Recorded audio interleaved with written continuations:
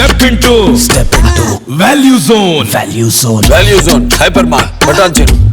Suman TV ప్రేక్షకులకు నమస్తే and welcome to my show from the bottom of the heart in Suman TV, the India's largest digital media platform. ఈ ఇంటర్వ్యూలు అంటే only సెలబ్రిటీస్నో, స్టార్స్నో, లెజెండ్స్నో చేయటమే కాదు, అప్పుడప్పుడు సినిమా పిచ్చితో రగిలిపోయేటువంటి కొంతమంది ప్యాషనేట్ పర్సనాలిటీస్ని కూడా ఇంటర్వ్యూ చేయాలి. సినిమా పిచ్చి వాళ్ళందరినీ ఇంటర్వ్యూ చేయాలంటే ఛానల్స్ మొత్తం కూడా ఆ పిచ్చి వాళ్ళతోనే నిండిపోతుంది. కానీ ఏ పిచ్చితో అయితే 20 సంవత్సరాలుగా రగిలిపోతూ, ఏ ప్యాషన్తో అయితే 20 సంవత్సరాలుగా తప్పిస్తూ ఒక సినిమా రూపొందించి ఆ సినిమాని ఈ రోజున రిలీజ్కి సిద్ధం చేసి 2 ఉభయ రాష్ట్రాల్లో కూడా దాదాపు 100 థియేటర్స్ రిలీజ్కి సిద్ధం చేసేటటువంటి ఒక సినిమా ప్యాషనేట్ పిచ్చోడు అందాం. పిచ్చోడు అంతంలో అభ్యంతరం ఏమీ లేదు. ఎందుకంటే తను తీసిన సినిమా మామూలు సినిమా కాదు. ప్రపంచ విప్లవాల చరిత్రలో ఒక ప్రత్యేక స్థానాన్ని సంపాదించుకున్నటువంటి చెగువేరా యొక్క జీవిత కథ ఆధారంగా ఒక సినిమా తీశాడు. సినిమా ఎంత గొప్పగా ఒక బాహుబలియన్ లెవెల్లో తీశాడని కాదు, తీసినంత వరకు ఎంత చక్కగా, ఎంత కమిటెడ్గా తీశాడనేటువంటిది మనం అభినందించాల్సిన విషయం, ఆలోచించాల్సిన విషయం. ఈ నేపథ్యంలో ఆ సినిమా చెగువేరా జీవిత చరిత్రకి అతను అని పిలుస్తారు అందరూ కూడా, చెగువేరాని. ఆ అనేటువంటి టైటిల్తో ఒక సినిమా తీశాడు. BR Sabhavath Naik is with me now. ఇతను ఇంటర్వ్యూ చేయాలని నాకు ఎందుకు అనిపించిందంటే, ఈ పిచ్చిని, ఈ తపన్ని చూసిన తర్వాత, ఇతను చేసినటువంటి సినిమా ట్రైలర్ చూసిన తర్వాత, ఎస్ హీ ట్రైడ్ సంథింగ్. ఒక కొత్తతనం కోసం, ఒక కొత్త అనుకున్న కాన్సెప్ట్ని బాగా తీయాలన్నటువంటి దీంతో సినిమా తీశాడు. ఎలా తీశాడు, ఎందుకు తీశాడు, ఎంత ఖర్చు పెట్టాడు, ఏంటి అనే వివరాలు మనం అడిగి తెలుసుకుందాం. నిజంగా చాలా ఆశ్చర్యంగా అనిపించింది తన జర్నీ మొత్తాన్ని చూస్తే. సో ఈ ఇంటర్వ్యూ ద్వారా నాయక్ని మనం ఇంటర్వ్యూ చేసి ఎలాంటి కష్టాలు పడ్డాడు ఈ సినిమా కోసం, ఇవన్నీ తెలుసుకుందాం. నాయక్, వెల్కమ్. చెగువేరా జీవిత చరిత్రను తెరకెక్కించినటువంటి ఒక దర్శకుడు, నిర్మాత, క్యారెక్టర్ని చేసినటువంటి హీరో ఇతనేనా అంటే నమ్మలేం, కానీ నమ్మాలి. చేశాడు, he achieved. Sabhavath Naik, welcome. ముందు బోల్డ్గా ఉండు, ధైర్యంగా ఉండు, కాన్ఫిడెంట్గా ఉండు. అంత గొప్ప సినిమా తీసి ఇంత ఇదిగా ఉండొద్దు. Be bold. First of all congratulations. ప్రపంచంలో అక్కడ క్యూబాలో తప్ప ఇంకెక్కడా కూడాను చెగువేరా జీవిత చరిత్ర సినిమాగా తీయలేదు. కానీ చెగువేరాకు ఉన్నటువంటి పాపులారిటీ ప్రపంచవ్యాప్తంగా అందరికీ తెలుసు. కానీ ఆ క్యారెక్టర్ చేయాలనేటువంటి తపన ఎందుకు కలిగింది, అసలు మీ నేపథ్యం ఏంటి, అసలు ఈ సినిమా ఎప్పుడు స్టార్ట్ చేశారు? ట్రైలర్ చూసిన తర్వాత ఆ చెగువేరా గెటప్ కానీ, ఆ చెగువేరా మేనరిజమ్స్ కానీ, చెగువేరా స్టైల్ కానీ చాలా చక్కగా చేశారని అనిపించింది. అసలేంటి, ఎలా స్టార్ట్ అయింది ప్రయాణం అనేటువంటిది? నేను 9th క్లాస్లో ఉన్నప్పుడే సార్, మామూలుగా నాకు చిరంజీవి సార్ అంటే చాలా అభిమానం, ప్రేమ ఎక్కువ. ఆ సినిమా పిచ్చితో ఎప్పుడు పేపర్లు చదవడం, బుక్స్ కన్నా మామూలుగా పేపర్లు చదవడం ఎక్కువ అలవాటు. అంటే సినిమా బొమ్మల కోసమన్నా పేపర్లు చదివేవాళ్ళం, సినిమా మ్యాటర్ చదవకపోయేవాళ్ళం. ఫస్ట్ సినిమా బొమ్మలు ఏమేమి ఉన్నాయి, సినిమా పేపర్ ఏమేమి ఉంది, అదే చదివేవాళ్ళం సార్. అదే టైంలో ఒకసారి చెగువేరా గారిది ఎముకలు వచ్చేసి ఒక 30 ఏళ్ల తర్వాత ఒక మనిషి యొక్క అస్థికలు దొరికినాయి అనేది న్యూస్ వచ్చింది.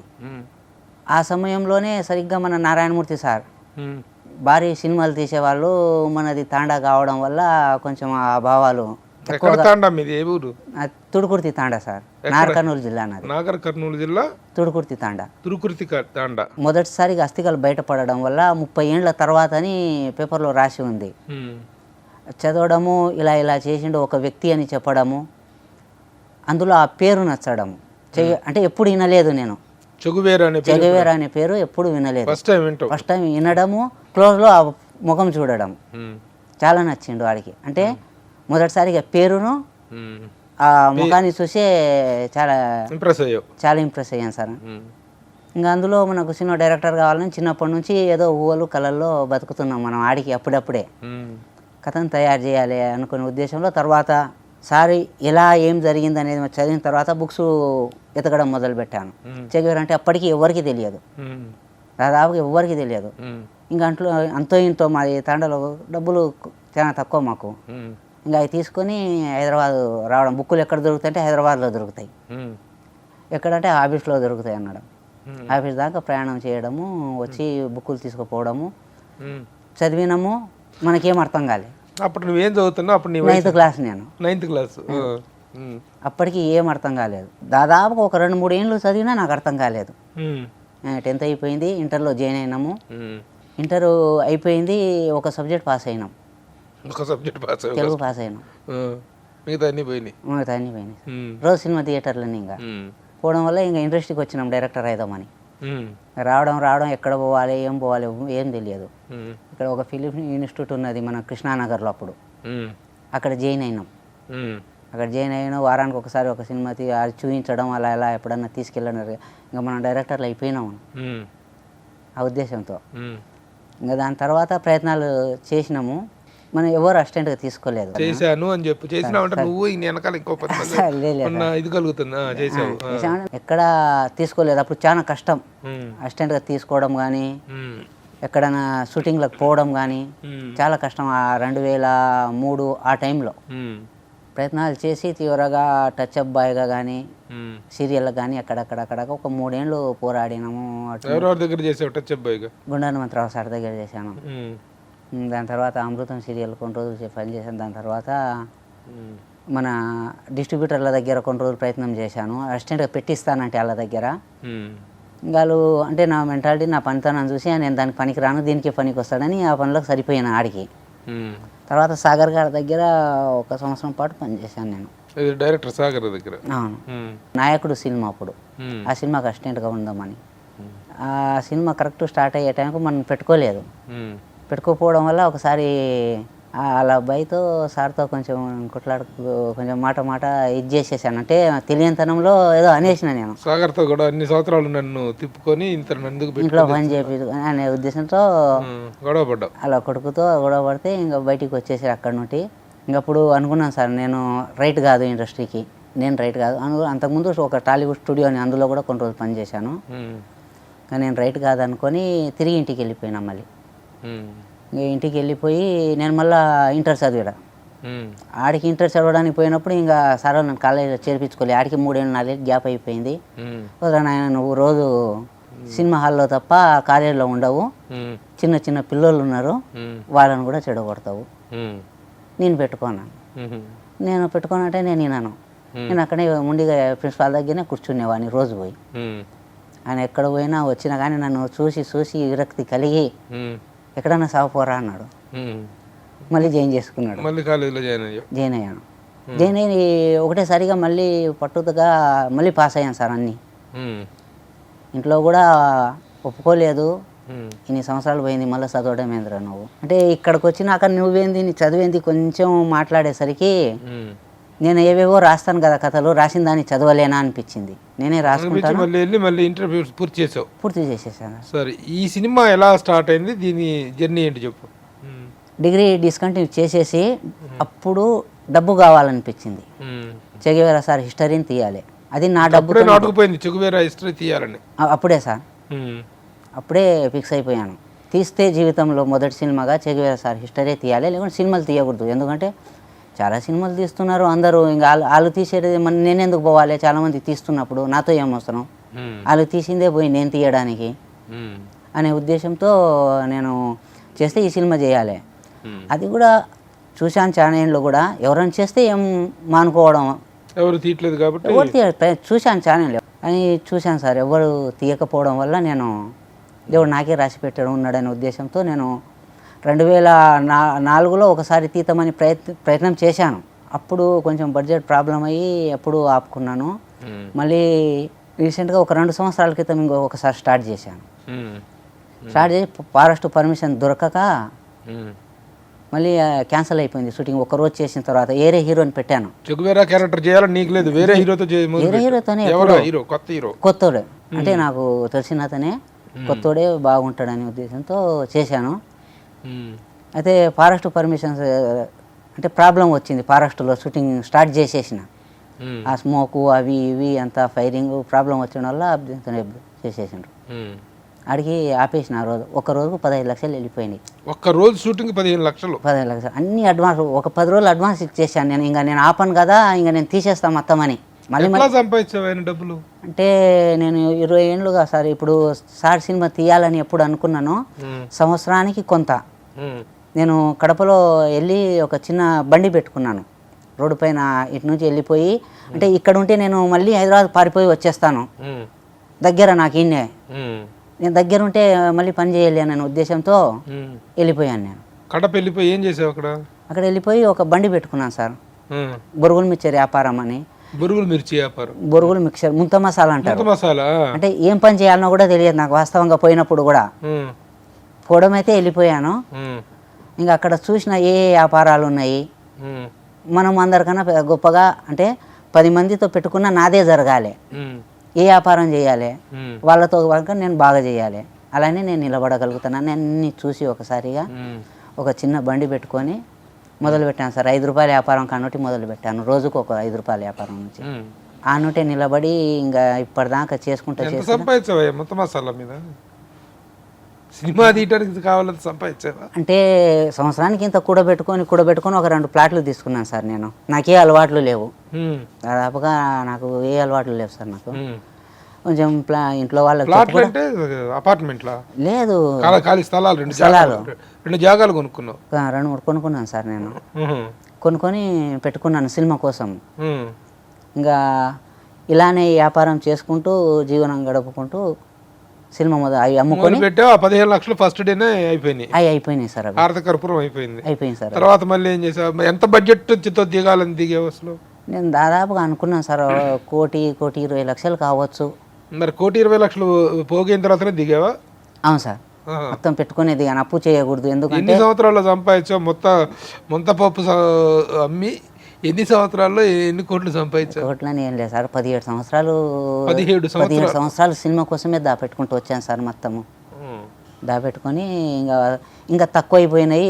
మా తమ్ముళ్ళ దగ్గర తీసుకున్నాను, 2 తమ్ముళ్ళు, వాళ్ళ దగ్గర తీసుకున్నాను కొంత డబ్బు. నేను తీసుకొని సినిమా తీయడం జరిగింది సార్. ఇప్పుడు ఈ సినిమా మళ్ళీ రీస్టార్ట్ చేసి ఎంతకాలం అయింది? పోయిన డిసెంబర్లో స్టార్ట్ చేశాను సార్. నేను పోయిన డిసెంబర్లో స్టార్ట్ చేశాను. అవును సార్. అప్పుడే మొన్న డిసెంబర్లో? అవును సార్, సంవత్సరం అయింది. అంటే హీరో లేకపోవడం వల్ల ఇంకా నేను ఎవరితో చేయాలనే ఆలోచనలో పడిపోయాను. అందరిని వెతికేవాడిని, రోడ్డు మీద పోయే వాళ్ళని కావచ్చు, ఆటో తోలే వాళ్ళని కావచ్చు. ఏమి తెలియక నేను వారానికి ఒకసారి తిరుమల పారిపోయేవాడిని గుడికి పోయి కూర్చునేవాడిని. చివరికి సరే ఎవరు దొరకలేదు, ఇక నేనే చేయాలనే ఆలోచన ఎప్పుడు వచ్చింది? అద్దం ముందర ఒకసారి చూసుకున్నాము, నాకు నేను నచ్చలేదు. సార్ వాల్యూ పోతుంది, ఆయన వాల్యూ తీయడానికి నేను దొరకాలనా అని అనుకున్నాను. ఆడికి ఇంకా ఎట్టు దొరకక ఇంకా నేను ప్రాక్టీస్ చేయడం మొదలు పెట్టాను. ఇంకా రోజు సైకిల్ వేసుకొని ఒక వాటర్ బాటిల్ పట్టుకొని అడవిలోకి వెళ్ళిపోయేవాడిని జనాలు లేని దగ్గరికి. ఇంత ఒక పెద్ద కర్ర తీసుకొని, తుపాకీ అన్నట్టు, అది ఒక చిన్న కర్ర తీసుకొని సిగార్ అన్నట్టు, ఆ రెండింటితో 2 నెలలు ప్రాక్టీస్ చేశాను నేను. కెమెరా అట్లా ఉంది, నా సెల్లు తీసుకెళ్లేవాడిని, సెల్లు కింద చిన్న స్టాండ్ పెట్టేవాడిని సైకిల్కి. నేను ఎలా చేస్తున్నాను, ఎలా నడుస్తున్నాను, ఎలా కట్స్ ఎలా చేస్తున్నాను, ఎలా ఉంటే బాగుంటుంది అని మొత్తం చెక్ చేసుకునేవాడిని. రోజు తీసి ఇంటికి వచ్చి మళ్ళీ చెక్ చేసుకునేవాడిని. ఇంట్లోకి వచ్చి మళ్ళీ ఇంకోసారి అద్దం ముందర ప్రాక్టీస్ చేసుకునేవాడిని. ఆ విధంగా చేసుకున్నాను సార్. షూటింగ్కి మొత్తం లాస్ట్ ఇయర్ డిసెంబర్లో మొదలు పెడితే ఈ డిసెంబర్కి పూర్తి చేసి రిలీజ్కి తీసుకొచ్చావు. ఇప్పుడు ఆ ముందు దాఖలకు పెట్టేసిన 15 లక్షలు పోయినాయి ఒక రోజులో చేసినాయి. తర్వాత మళ్ళీ ఇప్పుడు లేటెస్ట్గా ఎంత అయింది బడ్జెట్? అదే మొత్తం కలిపి 1.85 అయింది సార్ నాకు. అదైతే ఇదైతే అన్ని కలిపి. ఎందుకంటే మాస్క్ కూడా చేపించాను మద్రాసులో నేను, సార్ మాదిరిగా ఉండే మాస్క్. నా ఫేస్ బాగలేదనే ఉద్దేశంతో రేపు, ఎందుకంటే ఎట్టున్నాడు ఈడెట్టున్నాడు సార్, చెగు వేరే అయింది, చిగు వేరే, అలాగ 100 ఉంటాయి పంచాయతీలో. నేను ఒక నేను పనికిరాను 100% సార్, ఇప్పుడు భయభక్తులతోనే చేసావు 100% సార్. ఆ మాస్క్ చేపించాను మొత్తము 3 లక్షలు పెట్టి మాస్క్ చేపించాను మద్రాసులో. 3 లక్షలు పెట్టి చెగువేరా మాస్క్ చేపించాను సార్. మొత్తం మాస్క్ వేసుకొని చూస్తే కళ్ళు ఆడుకో ఉన్నాయి, ముఖం ఏం కదులుతలేదు, ఒక బొమ్మ ఇట్లా వేసుకున్నట్టు ఇట్లా అయిపోయింది, నానా రకాలుగా అయిపోయింది. అలాని ఏదో చుట్టి ఏదేదో చేసిండ్రు నన్ను. 3 లక్షలు కూడా తగలిపోయేట అయిపోయినాయి. 15-18 నాశనం. అది ఇది కూడా బాగానే ఉంది అనుకొని ఇంకా అన్నట్టే మళ్ళీ బెంగళూరు వెళ్ళిపోయా. మరి నువ్వే డైరెక్టర్ చేయాలని ఎందుకు? డైరెక్షన్ వేరే చేయొచ్చు సార్. చరిత్ర నా లక్ష్యమే డైరెక్షన్. అంటే డైరెక్షన్ కన్నా యాక్టింగ్ కన్నా సార్ కథను తీయాలి, చెగువేరా కథను తీయాలి. అది అంతవరకే. వేరే వాళ్ళు వచ్చినా తీసుండేవాడివి? లేదు సార్, డైరెక్ట్ మాత్రం నువ్వే చేస్తుండేవాడు, క్యారెక్టర్ మాత్రం వేరే వాళ్ళు వేరే వాళ్ళే సార్. ఎవరు దొరక నువ్వు చేసుకున్నావు? ఎవరు దొరకకనే నేను చేయవలసి వచ్చింది సార్. అది ఓకే. సో ఇప్పటికి మొత్తం 1.85 అయిపోయింది. మరి థియేటర్లో రిలీజ్కి ఎంత, ఎలా, ఎన్ని థియేటర్లు రిలీజ్ చేస్తున్నావు? ఇప్పుడు దాదాపుగా మొత్తం 90 థియేటర్లు ఉన్నాయి సార్. మనకు 120 థియేటర్లు అడిగాను నేను. వెంటనే చేయలేవు, ఇబ్బంది పడతావు, వద్దు ఒక 60-70 చేసుకో అన్నారు. నాకున్న పిచ్చికి 60-70 సరిపోదు సార్, ఇంకా ఎట్టైనా పిచ్చి చేయండి. నీకుంటే ఉంది, నీ సినిమా చూడాలన్న పిచ్చి జనాలకు ఉండాలి కదా. అది ఏమవుతుందో సార్ నాకు తెలియదు. నేను అనుకున్నదైతే ఇలా ఫిక్స్ అయిపోయాను, చూస్తారా చూడరా వస్తారా రారా, ఇన్ని కోట్ల బడ్జెట్ సినిమాను ఇలా ఎలా తీసినావు, క్యూబాలో తీయవలసిన సినిమాను ఇక్కడ మనుషులతో ఎలా తీశాను అని 100 ప్రశ్నలు అయితే ఉన్నాయి అందరి వైపు నుంచి. ఎవరు రాకపోవడానికి కానీ మాట్లాడకపోవడానికి కానీ, ఏం చేసినామో ఏం రుద్దిండో ఇడు పిచ్చితో. చెగువేరా సినిమాలో చెగువేరా క్యారెక్టర్ చేసావు, మిగతా ఇంపార్టెంట్ క్యారెక్టర్స్ ఏంటి? అన్ని కొత్తలతోనే చేశాను సార్. ఆయన చరిత్రలో ఫ్యూడల్ క్యాస్ట్రో తోటి చాలా దగ్గర సంబంధాలు ఉన్నాయి కదా. అవును సార్. ఆయన క్యారెక్టర్ ఎవరు చేశారు? ఆయన క్యారెక్టర్ ఇందులో పెట్టుకోలేదు సార్, కాకపోతే సిచ్యువేషన్ అనుగుణంగా 2 సార్లు వాడాను. అంటే ఈ నేను తీసుకున్న కథకు, సంపూర్ణ కథకు అంతవరకే అవసరం. ముఖ్యంగా చెగువేరా సార్ మీదనే వెళ్ళాను కాబట్టి ఆయన 2 సార్లు ఆయన సందర్భం వచ్చినప్పుడు ఉపయోగించుకున్నాను మాటలు. డైలాగ్ లోనే వాడేది తప్ప కన్వర్జేషన్ క్యారెక్టర్ పెట్టలేదు సార్. మిగతా ప్రధాన పాత్రలు ఎవరు? మేజర్ క్యారెక్టర్ తీసుకున్నాను, లెఫ్టినెంట్ తీసుకున్నాను, కెప్టెన్ తీసుకున్నాను. అంటే రియల్ జీవితంలో ఎవరెవరు ఇంపార్టెంట్గా పాత్ర పోషించారో సార్ జీవితంలో, అంటే క్యాషో సార్ కూడా చాలా ఇంపార్టెంట్ పాత్ర, కానీ నేను తీసుకున్న నేపథ్యానికి ఆ బడ్జెట్కు ఆయన సరితూగా చేయలేం కరెక్ట్గా ఆయనను. కాబట్టి ఆయనను ఎక్కడ వాడాలి, ఎందుకు వాడాలి, ఆ సందర్భాన్ని వాడాను సార్ నేను. రీ రికార్డింగ్ చాలా బాగుందనే పేరు వచ్చింది. అది ఎవరు చేశారు మ్యూజిక్? మనకు SR Shankar sir. SR Shankar sir అని కిల్లింగ్ వీరప్పన్ చేశాడు. కిల్లింగ్ వీరప్పన్ సినిమాకి చేశాడు సార్. సర్కార్ 3 కిల్లింగ్ వీరప్పన్ చేశాడు సార్. నేను ఒక 2-3 చూశాను.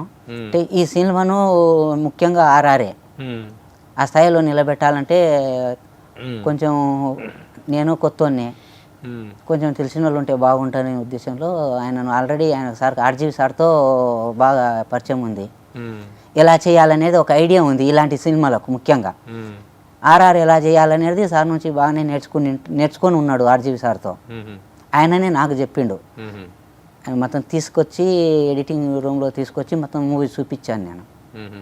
ఇది సార్ పరిస్థితి అని. ఇంకా దానికి అనుగుణంగా సార్. డైలాగ్ రైటర్ ఎవరు? నేనే సార్. డైలాగ్స్ నువ్వే రాసుకున్నావు మొత్తం నేను. డైలాగ్ అద్భుతమైనగా ఉంది ఆ డైలాగ్. నీ ప్రస్థానము దోచుకొని ఎదిగినది కాదు, నీ పయనము జనాలు నవ్వుకునేది కాదు, సామాన్యుడి కోసం కోట వదిలేని నీ పయనము ఓ చరిత్ర. ఆ పిడికిలు బిగించి చెప్పిన డైలాగ్ ఏంటది? అది సార్ ఇప్పుడు నాకేం గుర్తుకు రావట్లేదు సార్ టెన్షన్లో. కానీ ఎక్కడైతే అమెరికా అనుకూల ప్రభుత్వానికి వ్యతిరేకంగా పోరాటం జరుగుతుందో అక్కడి ఆధిపత్యాన్ని ఎదిరించే ప్రతి పిడికిలిలో నేను ఉంటాను. ఇంకొన్ని సంవత్సరాల్లో ప్రపంచ రాజకీయ పటం మరోలా ఉంటుంది. అది వాడాను. ఓటుకు నోటు తీసుకునే ప్రజలు, నోటుకు ఓటు తీసుకునే రాజకీయ నాయకుడు, ఈ బహిర్గత రహస్యాన్ని మీరు నిరూపించగలరా? అలాగే మీడియా గురించి కూడా ఒకటి ఉంది. మీరు గుండెల మీద చేయి వేసుకొని చెప్పగలరా? ఏ వార్తాపత్రిక అయినా, ఏ టీవీ ఛానల్ అయినా ఏ ఒక్క రాజకీయ నాయకుడి చేతిలో లేకుండా ఉన్నాయేమో. ఇవన్నీ చాలా ఆలోచింపజేసే డైలాగులు, నిజంగా చాలా పవర్ఫుల్ డైలాగ్స్. ఇంత డైలాగ్ రాయగలిగినటువంటి పరిజ్ఞానం నీకు ఎలా ఏర్పడింది? ఇంటర్మీడియట్ తప్పేశావు, తర్వాత వెళ్ళి ఎప్పుడో ఫినిష్ చేసావు, మధ్యలో బోల్డ్ అంత గ్యాప్, సినిమా లైఫ్ అంతా ఈ సినిమా పిచ్చితోనే బతికావు. చెగువేరా లాంటి ఒక ప్రపంచ స్థాయి విప్లవ యోధుడి యొక్క జీవిత చరిత్రను ఇంతగా అవగాహన చేసుకొని ఆ డైలాగ్ కూడా రాయగలదగ్గ పరిజ్ఞానం ఎలా వచ్చింది? ఎవరితో డైలాగ్ చెక్ చేయించుకున్నావా? నువ్వు రాసుకుందే ఫైనల్లా? నేను రాసుకునేదే సార్. ఏం కావాలి, ఎంతలో కావాలనేది నేనే రాసుకున్నాను. అంటే 24 గంటలు మన లైబ్రరీలో గడిపారు సార్, సినిమాలో లైబ్రరీలో. ఒక్క సినిమా కోసం ఇన్ని సంవత్సరాలు తప్పిస్తాం అనేటువంటిది ఎలా అనిపించింది? ఒక పిచ్చిలా కనిపించలేదు? ఇదే సార్ బాగా అనిపించింది. ఇన్నేళ్ళు సార్ను నేనే తలుచుకున్నానేమో, ఇన్నిసార్లు చెగవేరా అని భూమి మీద. ఆయన కూడా తలుచుకోకపోవచ్చు, అలా ఫ్యామిలీ కూడా తలుచుకొని ఉండకపోవచ్చు. ఒక 17 ఏళ్ళగా దాదాపుగా ఎప్పుడు, ఎందుకంటే నేను వ్యాపారం చేసుకున్నా నా బండి మీద ఆయన బొమ్మ, ఆయన పేరే ఉంటుంది. పవన్ కళ్యాణ్ కదా మన ఉభయ తెలుగు రాష్ట్రాల్లో వీళ్ళకి చెగువేరాని బాగా పాపులర్ చేసింది. ఆయన ఎక్కువగా మాట్లాడటం వల్ల, చెగువేరా గురించి ప్రస్తావన తేవటం వల్ల కదా ఈ పాపులారిటీ వచ్చింది. ఆయన తాలూకు ఇన్ఫ్లుయెన్స్ ఎంతవరకు ఉంది నీ మీద? ఇది నాకు మర్చిపోకుండా చేసింది సార్. ఒకవేళ లేకుంటే పోయేవాడినేమో నిజం చెప్పాలంటే. ఆయన ఎక్కడ బొమ్మ చూపించడం కానీ, చాలా మూవీలో కనిపించడం కానీ, ప్రస్తావన తేవడం కానీ, ఇంకా దానికి ఇంకా ఎక్కువ కొనసాగింపు ఎక్స్టెన్షన్ ఎక్కువైపోయింది సార్. ఇంకా వదలలేకపోయాను ఆడికి, ఇంకా ఫిక్స్ అయిపోయాను. అయితే నాకు పవన్ కళ్యాణ్ సార్ చేస్తే భలే ఉంటుంది అని ఎప్పుడూ అనుకునేవాడిని. పవన్ కళ్యాణ్ గారి కోసం ట్రై చేసావు? అది లేదు సార్, మనం చెప్పేంత లేదు సార్ ఆయన దగ్గరికి పోయి. ఒకవేళ ఆయన పిలిచినా కానీ నేను చెప్పలేను. ఆయన దగ్గర నుంచి పిలుపు వచ్చినా ఆయన చేయమన్నా కూడా చేత కాదు సార్ మనకు, చెప్పలేము మనం. మొత్తానికి పవన్ కళ్యాణ్ గారి ఇన్ఫ్లుయెన్స్ బాగా పనిచేసింది. చాలా బాగా, అంటే మధ్యలో కొంత ఇదైనప్పుడు ఈయన దాని గురించి ప్రస్తావిస్తున్నట్టు బాగా ఇన్స్పిరేషన్ చాలా అయింది సార్. సేమ్ టైంలో తమ్ముడు తీసేటప్పుడు మనం వింటారు, ఆ టైంలో ఉన్నాం కాబట్టి ఇంకా అంటే అప్పుడు హీరో ఎవరు అప్పుడు పిల్లలు అంటే నా వయసులకు, ఇప్పుడు నేను నాకు 40-41, పవన్ కళ్యాణ్ సార్ తప్ప ఎవరు లేరు.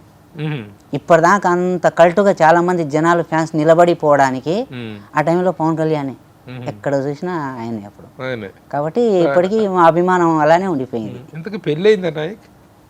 పెళ్లి చేసుకున్న పిల్లల ఎంతమంది? ఒక బాబు ఉన్నాడు సార్. ఒక బాబు ఉన్నాడు. మీ శ్రీమతి మరి ఈ పిచ్చి అంతా పట్టుకొని తిరుగుతుంటే ఆవిడ ఏమంటారు? ఏమంటారు సార్? ఏమన్నా ఆమెకు సార్ అంటే ఇష్టమే. ఏ సార్ అంటే? చెగువేరా సార్ అంటే ఇష్టం, పవన్ కళ్యాణ్ సార్ అంటే. తను చదువుకుందా? లేదు సార్. నువ్వే ఎక్కించుంటావు పిచ్చి అంతా? అలా అయినా ఉండొచ్చు సార్. ఇంకా జీవితంలో చేస్తే ఒకటి చేయాలి అలానే అనుకున్నాము, చేసినాం సార్. మరి ఈ రోజున సినిమా తీయటం ఎంత కష్టమో దాన్ని రిలీజ్ చేయటం కూడా అంతకంటే 10 ఇంతలు కష్టం కదా. ఎలా, ఎవరు హెల్ప్ చేస్తున్నారు? థియేటర్లో ఎవరు మాట్లాడి పెట్టారు? ఎలా ప్రొసీడ్ అయ్యావు? ఈ వైజాగ్ శంకర్ సార్తో ప్రొసీడ్ అయ్యాను సార్. వైజాగ్ శంకర్ సార్ కూడా మా తాండా పిల్లోడే, తమ్ముడు కావాలి నాకు, మా ఇంటి పక్కనే. అతను ఆల్రెడీ ఒక మూవీ చేశాడు. అతని ద్వారా నాకు వైజాగ్ శంకర్ సార్ పరిచయం. అతని ద్వారానే ఈ రిలీజ్కు అన్ని 2 తెలుగు రాష్ట్రాల్లో రిలీజ్ చేయడానికి ప్లాన్ చేసుకొని ఏంది ఎక్కడ అనే ఉద్దేశంతో చేశాను. మొత్తానికి సినిమా సక్సెస్ అవుతుంది, నీ డబ్బులు నీకు వస్తాయని ఆశందా? అలా అని ఏం లేదు సార్, ఏమైనా జరగవచ్చు. ఆలోచన ఏమైతే లేదు, ఏమైతే తెలీదు. ఈ డబ్బులన్నీ వస్తాయో రావో కూడా తెలియదు, ఏం తెలియదు sir. It is a blind bet అంతే. రేపు ఏమనేది ఇది ఉంటుంది రేపు అనేది నేను చెప్పలేను.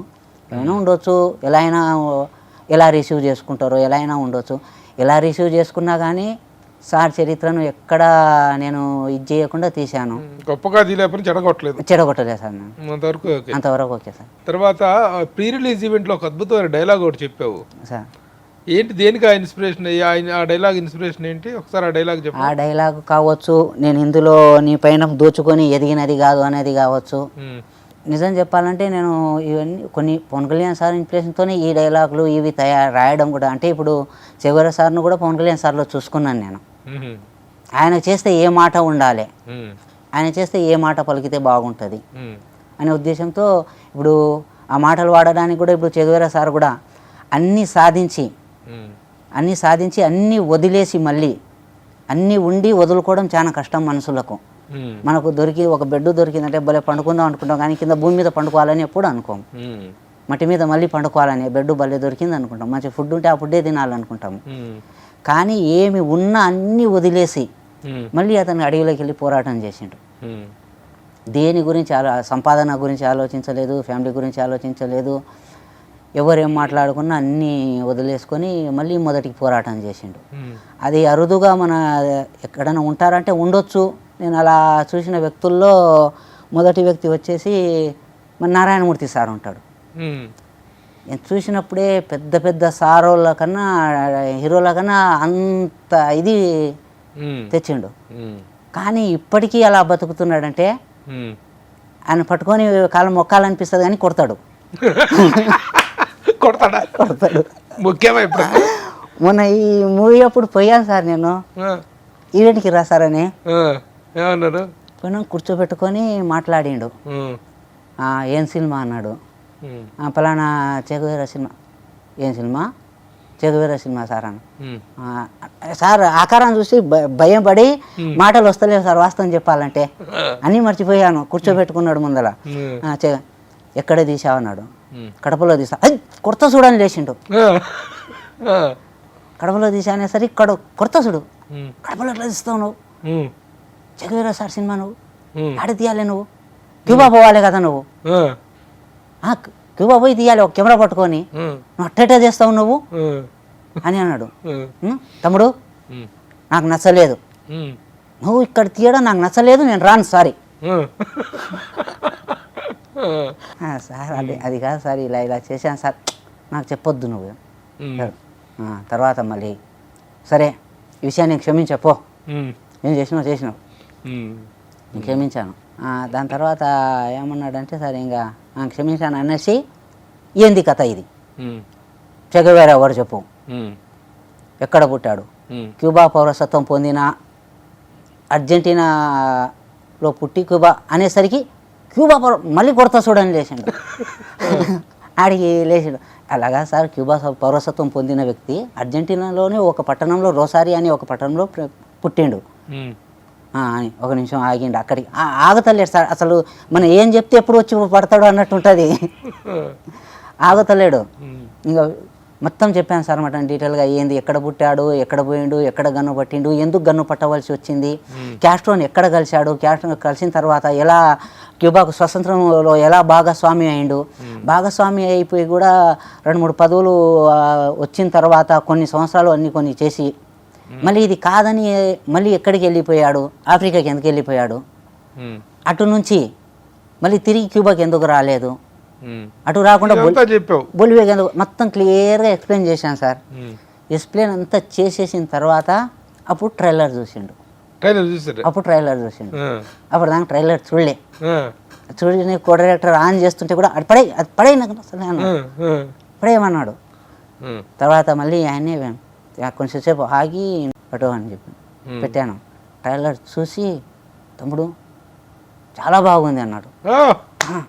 చాలా బాగా చేసావు, గెటప్ బాగుంది, బాగా తీసినావు, సార్కు లేని ఒక స్టైల్ పెట్టినావు, బాడీ లాంగ్వేజ్ చూసి చాలా బాగుంది, కానీ నువ్వు క్యూబాకి ఎందుకు పోలే తమ్ముడు అన్నాడు. క్యూబాకి ఎందుకు పోలే తమ్ముడు మీరు అన్నాడు. మన సార్ వాళ్ళు కూడా అందరు ఉన్నారు. ఎవరు ముఖాలు చూసి ఎవరైనా నవ్వినామనుకో, ఇప్పుడు మన పిఆర్ఓ సార్ ఉన్నాడు, కో డైరెక్టర్ సార్ ఉన్నాడు, అందరూ ఉన్నారు. మేము కర్మగాలి ఒకరి ముఖాలు ఒకటి చూస్తే ఆ ముగ్గురికి తన్నులు పడతాయి. ఇంకా మేము అంతా వచ్చినాక ట్రైలర్ బాగుంది అన్నీ బాగున్నాయి తమ్ముడు, నాకు నచ్చింది, ఈ 2 రోజులు పెట్టుకుంటే నేను వస్తాను ఈవెంట్, 11 తారీఖు అయితే నాకు కుదరదు, ఏదేమైనా ఆయన కథ తీయడము నువ్వు ఎంచుకోవడము నాకైతే నచ్చింది, కాకపోతే ఇది ఒక్కటే నాకు లోపం అనిపించింది నీలో. వండర్ఫుల్. నారాయణమూర్తి గారు ఆ ట్రైలర్ చూసి అంతగా అభినందించి చేశారంటే ఏంటంటే ఆయనకి ప్రపంచ విప్లవ సాహిత్యం మొత్తం, విప్లవ చరిత్రలు మొత్తం తెలుసు నారాయణమూర్తి గారికి. చాలా గొప్పగా విప్లవాన్ని చదివిన వ్యక్తి ఆయన. మరి మొత్తానికి సాధించావు. నువ్వు గొప్పగా తీసావా లేదనేది సినిమా చూసిన తర్వాత చెప్పగలం, కానీ ట్రైలర్ మాత్రం చాలా ఎక్కడ ఒక లూజ్ షాట్ కానీ ఒక బ్యాడ్ ఒక ఇన్హిబిషన్ షాట్ కానీ లేదు. ఎడిటింగ్ కూడా చాలా చక్కగా చేసుకోవటం జరిగింది. Really appreciating. ఏదో ఆ డైలాగ్ ఒకసారి చెప్పవా? దానవీర సూరకర్ణలో చాలా పెద్ద డైలాగ్ వార్ ఉంటుంది ఒకటి, ఏమంటివి అనే డైలాగ్ వార్. అంటే కొట్టుకునేంత స్థాయికి పోతుంది కానీ కొట్టుకోరు. అంతటి స్థాయిను చెగవేర సార్ సినిమాలో ఒక 8 నిమిషాలు ఓన్లీ డైలాగ్ వారే జరుగుతుంది, కన్వర్జేషన్ జరుగుతుంది. అంటే ప్రపంచ వ్యవస్థ గురించి, ప్రపంచ రాజకీయ వ్యవస్థ గురించి ప్రతిదీ 8 నిమిషాలు ఉంటుంది సార్. ఏ మాత్రం తగ్గదు. 2వ స్థానంలో అయితే నేను పెట్టుకుంటాను, తర్వాత విషయం ఎవరు పెట్టుకుంటారు లేదనేది. డైలాగ్ నిజంగా దానవీర సూరకర్ణలో ఆ డైలాగ్ ఇది. అవును sir, it is a verbal action అంటుందండి. అలాగే దీంట్లో ఏంటి చెప్పు ఒకసారి. అంత 8 నిమిషాల డైలాగ్ అని కన్వర్జేషన్ అంతా ఉంటుంది. 8 నిమిషాల కన్వర్జేషన్, ఇంటర్వెల్ బ్యాక్లో అంత కన్వర్జేషన్ ఇచ్చుకున్నాము. ప్రతి మాట ఒక డిక్షనరీ మాదిరిగా. అంటే రేపు ఎవరైనా సరే ఇది ఉందా నిజంగా మన దేశంలో కావచ్చు, మన రాష్ట్రంలో కావచ్చు, మన వ్యవస్థలో కావచ్చు, ఈ మాట ఉందా, మన వ్యవస్థ ఇలా ఉంటుందా, నాయకుడు ఇలా ఉన్నాడా అనే ఒక ప్రశ్న సార్ మొత్తము. ఆ ప్రశ్నకు జవాబులు ఆ మాటలు. సూర్యుడికి 24 గంటల దూరం, మనిషి నుండి మనిషికి 2 గుండెల దూరం, అడుగు గ్రామానికి సంగ్రామానికి ఎన్ని తుపాకుల దూరమని, అడుగు గ్రామానికి సంగ్రామానికి ఎన్ని తుపాకుల దూరమని. సామ్రాజ్యవాద వికృత రూపానికి భయపడలేదు, పోరాటానికే పాఠాలు నేర్పిన యోధుడు, విప్లవానికే కొత్త పాఠమయ్యాడు, యుద్ధానికే భయాన్ని నేర్పాడు. పోరాటం అంటే వెనికికి తగ్గింది లేదు, ప్రాణం అంటే లెక్క చేసింది లేదు. ఎక్కడైతే స్వేచ్ఛ కోసం పిడికిలి బిగిస్తాయో, ఎక్కడైతే సమానత్వం కోసం నినాదాలు గర్జిస్తాయో అక్కడ అతడి రూపం విరుచుకుపడుతుంది. అతడే చెగేవర. అంటే సాహసం, అంటే పోరాటం, అంటే ప్రజల కోసం బలిపీఠమెక్కిన ఓ జీవితం. అతని జీవన పోరాటం అనూహ్య సంచలనం. పోరాటం పురుడు పోసుకోవడానికి ధైర్యం అనే రూపం అతడు, పీడిత ప్రజల ఆత్మవిశ్వాసం అనే అండ అతడు, కలబడే పిలికిడి నిలదించే గొంతు, స్ఫూర్తి పొందడానికి ఓ పేరు, నేర్చుకునేందుకు విప్లవానికి ఓ పాఠం, నిరంతరం మండే విప్లవ జ్యోతి, సామ్రాజ్యవాద గుండెల్లో పేలిన అణుబాంబతడు. ప్రపంచానికి ఓ నేత పుట్టొచ్చు, దేశానికి ఓ లీడర్ పుట్టొచ్చు, ప్రపంచానికి సమానత్వం కోసం ఆశపడే సమాజానికి చరిత్ర ఎన్నడి చూడని రూపం అతడు. అతడు రగిలించిన స్ఫూర్తి జ్వాల నుండి ఓ నిప్పు కణిక ఎగిసిపడింది. అతడే ఇతడు. ఈ డైలాగ్ రాసిందంత నువ్వేనా? నేనే రాసుకున్నాను. అంటే మొత్తం చదివి ఉన్న ఎక్కడెక్కడ ఏం కావాలి ఎలా అని ప్రతిదీ డైలాగ్ రాయడం అంటే ఏదో నోటికి వచ్చింది రాయలే సార్. నాకు వచ్చిన భాష డైలాగ్ను కమ్యూనిస్టు భావజాలంతో ఎలా కన్వర్స్ చేయాలి బుక్కులు చదవడం మొదలుపెట్టాను. ఇదే పదము, ఇదే భావము నాకు కమ్యూనిస్ట్ భావంలో దొరకాలి. ప్రతిదీ చదివి ఆ డైలాగు ప్రతిదీ చదివి నేర్చుకొని దాన్ని పెట్టడం జరుగుతుంది. ప్రతి డైలాగ్ ఇప్పుడు ఈ చెప్పిన డైలాగ్ సినిమాలో ఉంటుందా? ఉండదు సార్. ఇది మామూలుగా ఆయన గురించి రాసుకున్నాను అంతవరకే సార్. సినిమాలో ఉండదు. సినిమాకు సందర్భం కూడా కాదు ఇది. ఓకే. ఏది ఏమైనా నాయక్ సార్. పూర్తి పేరు ఏంటి? నా పేరు బాలరాజ్ సార్. బాలరాజ్. సినిమా కోసం నేను బిఆర్ సభావత్ నాయక్ అని పెట్టుకున్నాను. ఎందుకు అట్లా? బాలరాజు బిఆర్ అంటే బాలరాజు, సభావత్ ఎస్ బాలరాజు, నాయక్ మేము లంబాడోళ్ళం కాబట్టి నాకు ఎందుకో లంబాడోళ్ళు అంటే ఇష్టం సార్. ఆ పేరు నాయక్ అనేది నాయక్ కాబట్టి పేరు పెట్టుకున్నాను సార్. మీ ట్రైబ్కి సంబంధించి కదా నాయక్ అనేటువంటిది అన్నమాట. Very good. దీనికోసం సార్ నేను లొకేషన్స్కి కూడా 6 నెలలు దాదాపుగా పాడేరు అరకులో కూడా మొత్తం తిరిగాను. నడిచి దాదాపుగా 20 కిలోమీటర్లు వెళ్ళేవాడిని అడవిలో. నేను 20 నాకు బైక్ కూడా రాదు, తోలడం రాదు. అక్కడ చలి ఎక్కువ, నాకు ముందే చలి ఎక్కువ. అక్కడ చలి ఎక్కువ, ఎప్పుడు వర్షం పడుతుంటుంది. నేను వెళ్ళే దారిలో ఒకవేళ నేను ఎక్కడ జారి పడ్డా నా అడ్రస్ ఏం దొరకదు. ఒకవేళ అక్కడ ఉండే లోయలో కొండ చిల్లో లేవు పట్టుకుని సినిమా తీయడానికి లొకేషన్స్ కోసం ఫస్ట్ ఇక్కడికన్నా అక్కడే అక్కడ లొకేషన్స్ దొరికినాయి. కానీ బడ్జెట్ కానీ అక్కడ పాడేరు అరకులో నేను ఇంతమంది మెయింటెనెన్స్ చేయడం కానీ సాధ్యపడదని ఒక ఆలోచన వచ్చింది. అంతా తిరిగిన తర్వాత కడపలో ఎతకడం జరిగింది. కడపలో ఫారెస్ట్ ఆఫీసర్ సార్ అడుగు రిక్వెస్ట్ చేసి తీసుకున్నాను. Very good Sabhavath Naik, congratulations. 20 సంవత్సరాలుగా ఒక తపనగా ఒక తపస్సులాగా ఈ సినిమా చేసావు. చక్కగా రిలీజ్కి తీసుకొచ్చావు. ఈ రోజున పెద్ద పెద్ద నిర్మాతలకి సినిమా రిలీజ్ చేసుకునే పరిస్థితుల్లో ఉన్న సమయంలో ఒక అనుకున్న లక్ష్యాన్ని ఒక పిచ్చితో, ఒక వెర్రితో, ఒక ప్యాషన్తో సాధించుకున్నావు. నీకు ఒక మంచి రిజల్ట్ రావాలని నేను అభినందిస్తున్నాను. సుమన్ టీవీ కూడా తన ప్రేక్షకుల పక్షాన నేను అభినందిస్తున్నాను. సినిమా సక్సెస్ అయితే నేను మరలా సక్సెస్ మీట్లో కూర్చోబెట్టి నేను ప్రత్యేకంగా మళ్ళీ నేను అభినందిస్తున్నాను. ఒక ఇంటర్వ్యూ తీసుకుంటాను. All the best. నీలాంటి సినిమా ప్యాషన్ ఉన్నవాళ్ళు ఆ ప్యాషన్తో సినిమా ఇండస్ట్రీలోకి వస్తే గ్యారంటీగా సక్సెస్ అవుతారు. అలాంటి వాళ్ళకి నువ్వు ఒక ఎగ్జాంపుల్ కావాలని అభినందిస్తున్నాను. All the best. Thank you sir.